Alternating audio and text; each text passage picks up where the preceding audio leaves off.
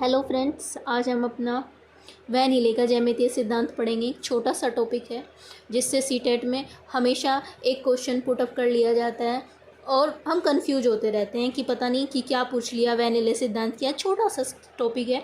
तो चलिए आज हम अपनी इस प्रॉब्लम को दूर करते हैं और देखते हैं कि इससे हमें अपने जो क्वेश्चंस आ जाएँ तो उसे कैसे अटैम्प्ट करेंगे। तो शुरू करते हैं। इस सिद्धांत में वैनिले ने बताया कि बच्चे ज्योमेट्री को किस प्रकार सीखते हैं। इसके लिए इन्होंने 5 स्टेज दी और इन स्टेज का क्रम इस प्रकार है। जैसे लेवल 0 से शुरू किया, चाक्षुषीकरण यानी कि विजुअलाइजेशंस। इसमें बच्चा किसी चित्र को देखकर क्या करता है, उसकी इमेज बना लेता है और उसके बारे में बताता है। जैसे कि हमने बच्चे को एक गेंद दिखाई तो उसने बताया कि ये गोल है, गोला है ना, वर्थ है। फिर इसमें से अगर उसे किसी समोसे को दिखा दिया जाए तो वो बताएगा कि ये ट्रायंगल है।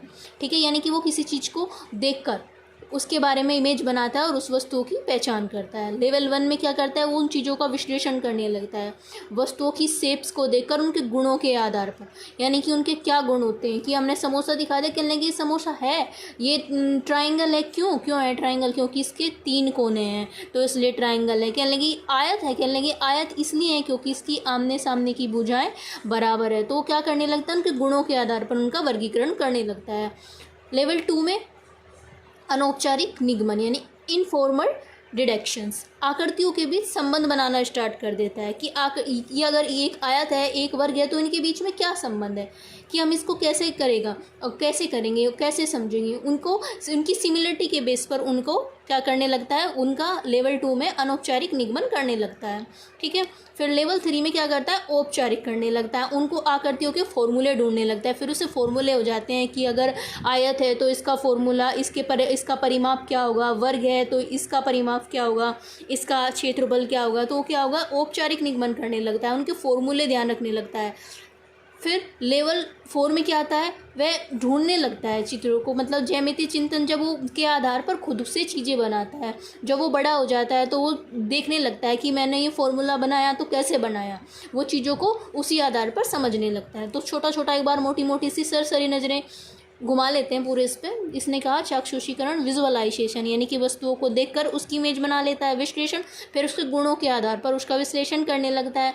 अनौपचारिक निगमन, आकृतियों के बीच संबंध स्थापित करने लगता है उनकी सिमिलरिटी के बेस में। औपचारिक, उनका फॉर्मूले ढूंढने लगता है। और फिर क्या होता है कि फॉर्मूले कैसे ईजाद हुए, वे उससे खुद से चीज़ें बनाने लगता है। कि अगर हमने बोल दिया कि परिमाप क्या होता है, कि चारों तरफ का जोड़ परिमाप होता है, तो फिर वो उसे फॉर्मूलेटने की ज़रूरत नहीं है। फिर वो समझ जाता है कि कुछ भी करो, तुम्हें याद भी ना हो फॉर्मूले, लेकिन जब चारों तरफ का बोल दिया तो चारों तरफ का जो हम उसका योग कर लेंगे तो हमें परिमाप प्राप्त हो जाएगा। चाहे उसे परिमाप का फॉर्मूला आता हो या ना आता हो, लेकिन वो खुद से चीज़ें बनाना शुरू कर देगा। उसी से रिलेटेड एक क्वेश्चन है कि एक 5वीं की कक्षा की छात्र 2D आकृतियों को उनके गुणों के आधार पर वर्गीकरण कर लेती है। किसके आधार पर? गुणों के आधार पर वर्गीकरण करती है। वह हीले के अनुसार कौन से स्तर पर है? अब गुणों के आधार पर वर्गीकरण किसमें किया था उसने? विश्लेषण के आधार पर कर दिया था। किसमें कहा था? गुणों के आधार पर वर्गीकरण करना किसके आधार पर है? विश्लेषण। तो इसका आंसर क्या हो जाएगा? विश्लेषण। आई होप आपको टॉपिक समझ में आया होगा।